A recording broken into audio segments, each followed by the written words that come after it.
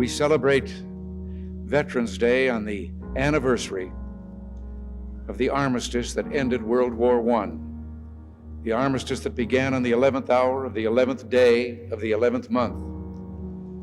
The timing of this holiday is quite deliberate in terms of historical fact, but somehow it always seems quite fitting to me that this day comes deep in autumn, when the colors are muted and the days seem to invite contemplation.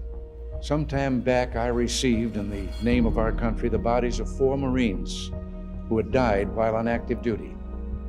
I said then that there is a special sadness that accompanies the death of a serviceman, for we're never quite good enough to them. Not really, we can't be, because what they gave us is beyond our powers to repay. And so when a serviceman dies, it's a tear in the fabric, a break in the whole, and all we can do is remember.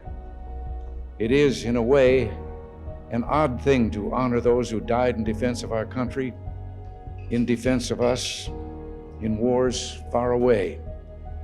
The imagination plays a trick. We see these soldiers in our mind as old and wise. We see them as something like the founding fathers, grave and gray-haired. But most of them were boys when they died, and they gave up 2 lives, the one they were living and the one they would have lived. When they died, they gave up their chance to be husbands and fathers and grandfathers.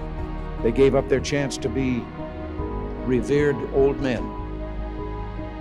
They gave up everything for our country, for us. And all we can do is remember. We must pledge to remember the things that will continue the peace. Today, as never before, we must pray for God's help in broadening and deepening the peace we enjoy. Let us pray for freedom and justice and a more stable world.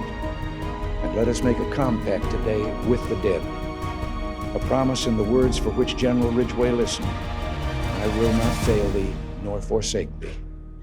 In memory of those who gave the last full measure of devotion, may our efforts to achieve lasting peace gain strength. And through whatever coincidence or accident of timing, I tell you that a week from now, when I am some thousands of miles away, believe me, the memory and the importance of this day will be in the forefront of my mind and in my heart.